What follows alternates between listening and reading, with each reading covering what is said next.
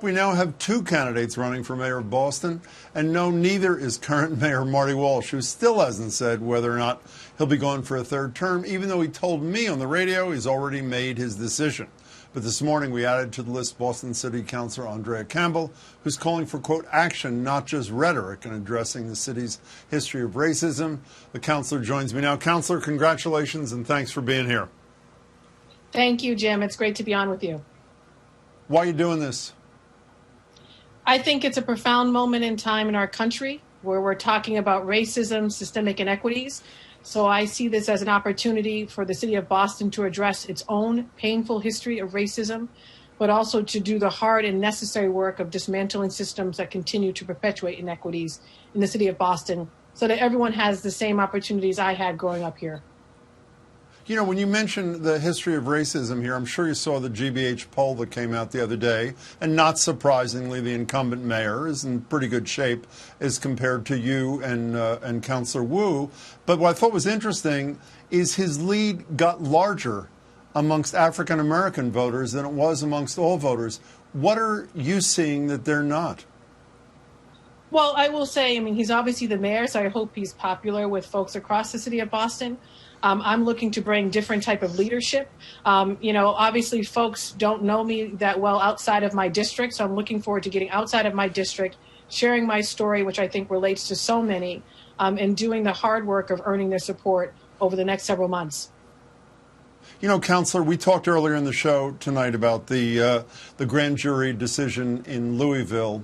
Obviously, the killing of Breonna Taylor and George Floyd and Ahmaud Arbery and so many others prompted a push for police reform here. When the mayor proposed diverting roughly, I can't remember the precise number, a certain percentage of the police overtime budget to a variety of social services and others, you said it was not good enough. Subsequently, he put together a police task force. One of its proposals is for a variation on a civilian review board, which is something you've championed. Is he not at least going in the right direction on those issues? I will say the task force recommendations are a step in the right direction. The task force members work really hard, but what folks want to see is action. Many of these proposals have been on the table for decades, long before I became a councilor. Many were championed by my predecessor, Councilor Yancey, and folks in the community or in previous reports over a decade ago. Civilian Review Board, diversity of our public safety agencies. I've continued that work with specific action plans on how to make it happen. And so this is what we need to see now, action. And so part of my candidacy is about not only leadership, but action. And I think folks have waited long enough for policing reforms to come to the city of Boston. Well, let's turn to something where I assume everybody knows that action is demanded. A statistic that everybody says, no, wait a second, there's got to be a typo. That Federal Reserve Bank study from 2015 saying the net worth of the average white family in Boston, $247,000. The net worth of the average black family in Boston, $8. Not $800, not $8,000, $8. Concretely, right. What do you do about it? And first of all, let's add to that. For some Latinx families, it's nearly $0. And so there are a lot of ideas and have been on the table with respect to closing that wealth gap. And there are creative things happening in my district, including around supporting businesses, providing them with capital, getting folks good paying jobs in industries that are emerging. You know, the problem often is we tend to talk about the report, but not put forth any plans. And so my goal is to put forth concrete solutions to this racial wealth gap, but most importantly, to do it in partnership with folks on the ground who have been doing the work of closing the wealth gap for a long time, but need the city of Boston to take the lead.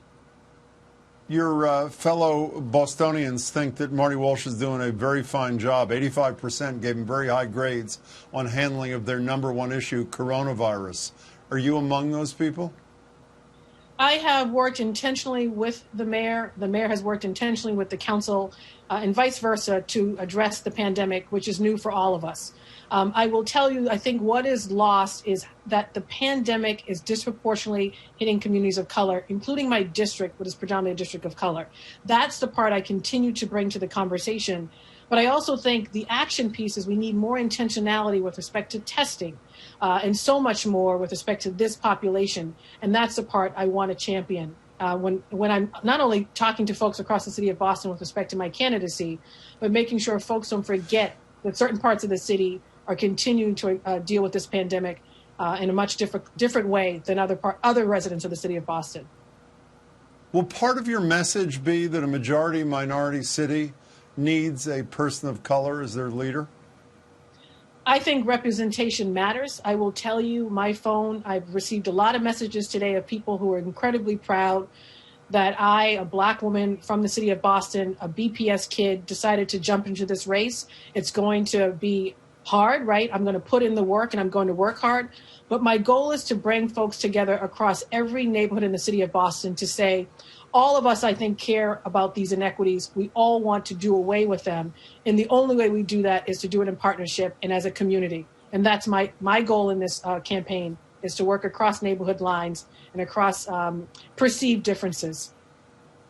Congratulations on your candidacy and lots of luck. It's good to see you, Councilor. Thank you. Thanks for having me.